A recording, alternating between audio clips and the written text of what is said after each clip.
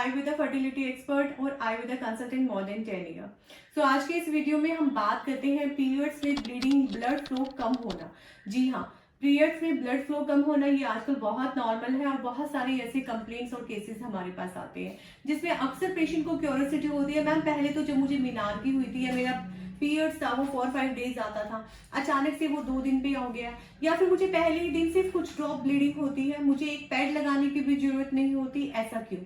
देखिए, अगर आपको पीरियड्स में ब्लड फ्लो कम है सो डेफिनेटली इसमें मेडिकल ट्रीटमेंट की जरूरत है और आयुर्वेद से ज्यादा अच्छा समाधान इसमें नहीं हो सकता, क्योंकि आयुर्वेद में हम आपकी शोधन थेरेपी करते हैं, उसके साथ साथ इंटरनल मेडिसिन आपकी कुछ ऐसी चलती हैं, औषध आपकी ऐसी चलती हैं जो आपकी एंडोमेट्रियम की लाइनिंग को अच्छा बनाएंगी और फिर वात दोषा का हम बैलेंस करके वो अच्छे से टाइमली आपकी शेड आउट होगी ब्लीडिंग के रूप में, जिससे आपका मेंस्ट्रुअल फ्लो सही तरीके से आएगा।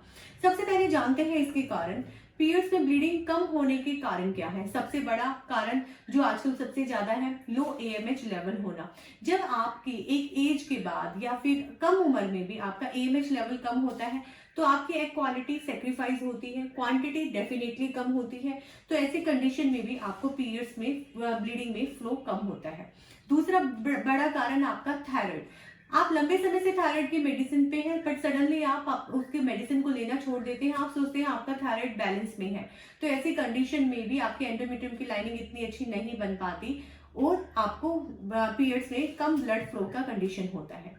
तीसरा बड़ा कारण PCOD, हार्मोनल इम्बैलेंस। ज्यादातर इसमें लो हाई प्रोलैक्टिन लेवल का हो जाना होता है।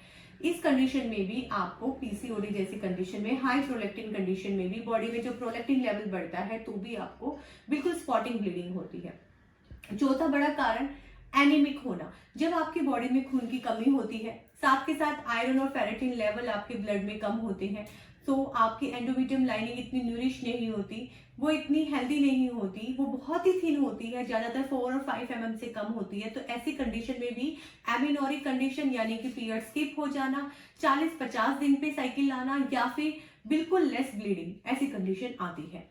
पांचवा बड़ा कारण जो कि आजकल सबसे ज्यादा देखने को मिलता है, लेस फिजिकल एक्टिविटी। जब हमारी बॉडी बिल्कुल भी हमारी बॉडी में मोबिलिटी नहीं होती तो हमारे इंटरनल ऑर्गन स्टब बर्न हो जाते हैं, उनमें स्टिमुलेशन खत्म हो जाती है, तो उससे भी खून का दौरा उस एरिया में रुक जाता है, जिससे कि यूट्रस इतना हेल्दी नहीं होता, अगेन एंडोमेट्रियम लाइनिंग इतनी अच्छी नहीं होती कि वो शेड आउट हो सके। तो जब एंडोमेट्रियम लाइनिंग ही नहीं होगी तो ब्लीडिंग कहाँ से होगी?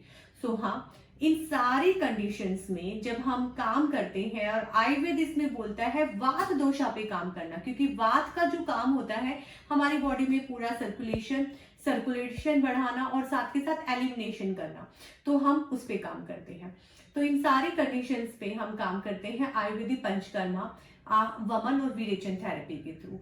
वमन में आपकी इन सारी कंडीशंस को करेक्ट किया जाता है, आपके दोषास को, स्पेशली वात और पित्त का दोष पे काम किया जाता है, और इसके साथ साथ आपको कुछ ऐसी मेडिसिन दी जाती है जिससे कि आपका मेटाबॉलिज्म, डाइजेशन अच्छा हो, आपके हार्मोन्स को ट्रिगर मिले नेचुरल, और आपके हार्मोन्स नेचुरल रेगुलेट होकर आपकी बॉडी के सिस्टम को एक्टिवेट करें कि हाँ अब आपके मेंस्ट्रुअल साइकिल का टाइम आ गया है और इसमें अच्छा ब्लड फ्लो हो।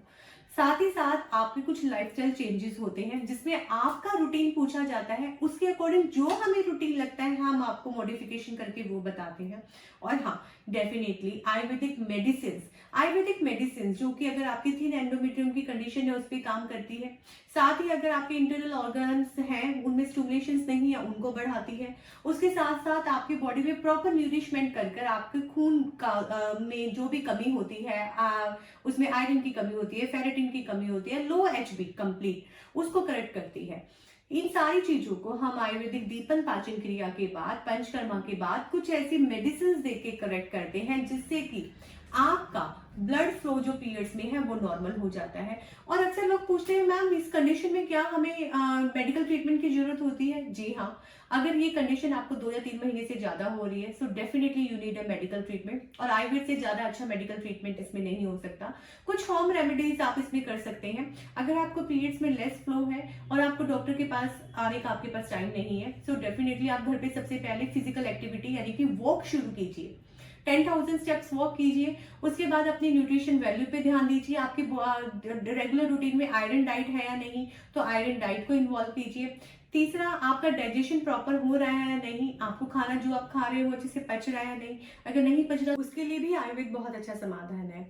तीसरा, आपको क्या करना है कि आपको घर में जिंजर डिकॉक्शन उबाल के लेनी है, अदरक का काढ़ा पीना है, उसमें थोड़ी सी कच्ची हल्दी पे डालनी है। तो ऐसा आप दिन में 2 बार पिएंगे तो भी एंडोमेट्रियम लाइनिंग जो है वो शेड आउट होगी, क्योंकि ये सारी चीजें लेखन का काम करती हैं। और इस कंडीशन में त्रिफला भी बहुत अच्छा काम करता है। त्रिफला में आंवला हरित की विविधि होता है जो कि लेखन भी करेगा, डाइजेशन को भी अच्छा करेगा। तो ये सारी चीजें कर कर आप अपने ब्लड फ्लो को अच्छे से बढ़ा सकते हैं। मेंस्ट्रुअल साइकिल आपको खुल के आने लग जाएगी। और हाँ, अगर आप इस चीज को टाइमली करेक्ट नहीं करवाते तो बॉडी में आमादोषा बढ़ जाता है, जिससे कि अर्थराइटिस यानी कि आमवात होने के बहुत ज्यादा चांसेस रहते हैं। और साथ के साथ फीमेल्स को मूड स्विंग्स भी बहुत ज्यादा होने लगते हैं। तो इस कंडीशन को आप टाइमली करेक्ट कीजिए। धन्यवाद।